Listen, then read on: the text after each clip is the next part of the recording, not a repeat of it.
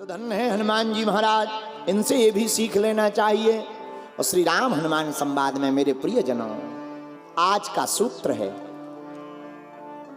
जिन्हें खुद पर गुमान होता वो डूब जाते हैं, जिन पर प्रभु मेहरबान होता वो डूबते डूबते भी पार हो जाते हैं।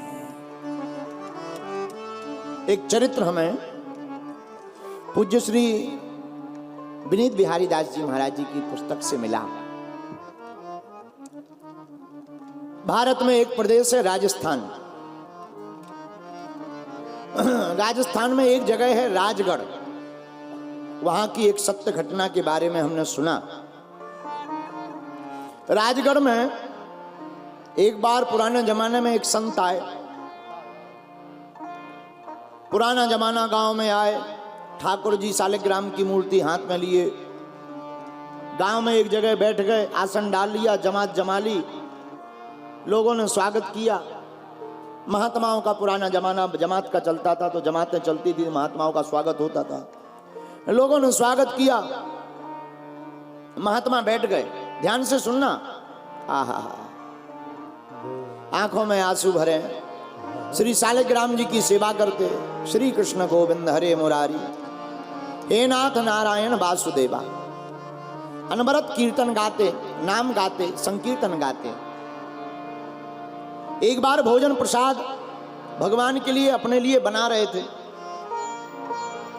उन्होंने देखा सामान तो सब है, नमक नहीं है। पिसा हुआ नमक मिल जाए,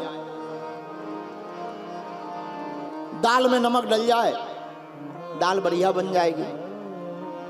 वहीं पास में एक बानिया सेठ का बालक खड़ा हुआ था। वह वैश्य का बालक बोला, महाराज आप बड़े चिंतित दिखाई पड़ रहे हैं, क्या बात है? महात्मा ने कहा, और तो कोई बात नहीं, नमक नहीं है। अच्छा, जय नमक नहीं है, इतना कहा। वो बालक बोला, अगर आपकी आज्ञा हो तो हम अपनी दुकान से ले आए, हमारी दुकान है पंसारी की। महात्मा बोले, फिर तो क्या कहना, महात्माओं को भोग लग जाएगा, दाल में डल जाएगा, आनंद आएगा, बहुत बहुत धन्यवाद, ले आओ। बालक दौड़ा दौड़ा घर गया। अपनी दुकान से एक डिबिया में सफेद सफेद भरा हुआ था। उस पिसे हुए सफेद नमक जानकर उसको ले आया। सीसी का ढाट लगाना भूल गया। सफेद सीसी से उसने कागज में डाला और पिसा नमक दाल को मांगा, सो जो है तुरंत दे आया।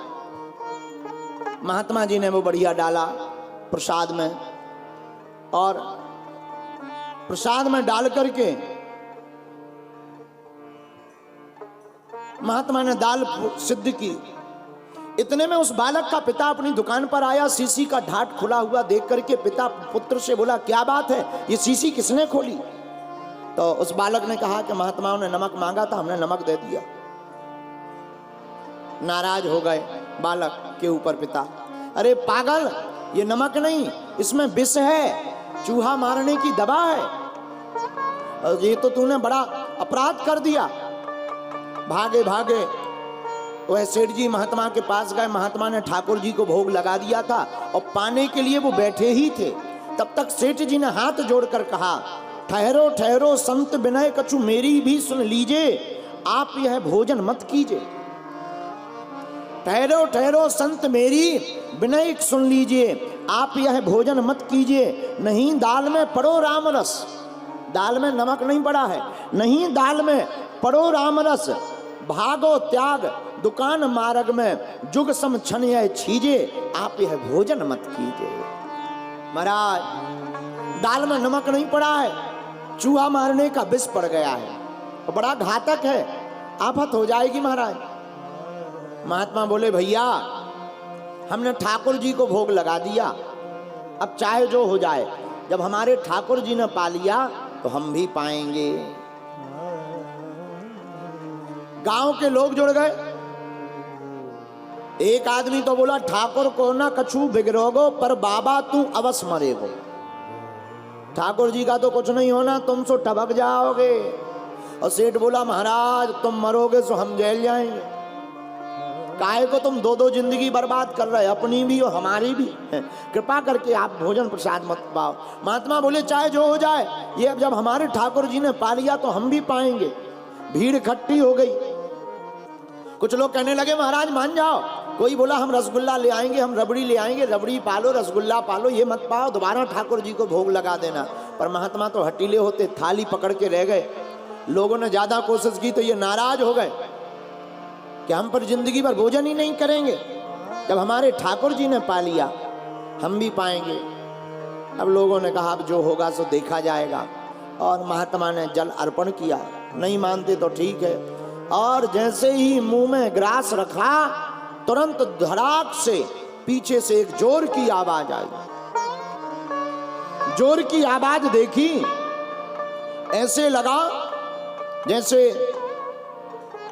कोई बम सा फट गया हो। आंखों में आंसू भर के महात्मा रोने लगे। तब ठाकुर जी ने स्वप्न में आकर कहा, महात्मा जी सारा विष हमने ही आज पा लिया, और बड़े दिन बाद हमें विष पाने को मिला है। या तो बचपन में पूतना मौसी ने विष पिलाया था, या कलयुग में आपने हमको विष खिला दिया है।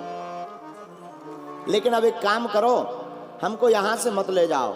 और आज भी महाराज राजगढ़ में वह फटे हुए ठाकुर जी का विग्रह स्थापित है, प्राण प्रतिष्ठित है, और ठाकुर जी का आज भी मंदिर है। ऐसे श्री ठाकुर जी, ऐसी उनकी महिमा।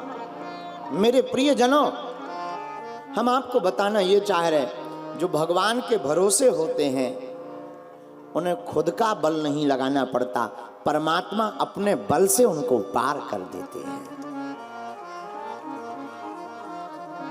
अपना बल जो लगाते हैं वो अक्सर डूब जाते हैं, और जो परमात्मा के बल पर जीते हैं वो पार हो जाते हैं।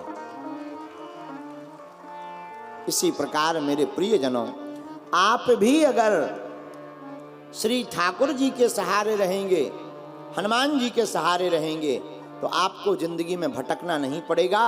मेरे प्रियजनों, आप भी इस भव सागर से पार हो जाओगे।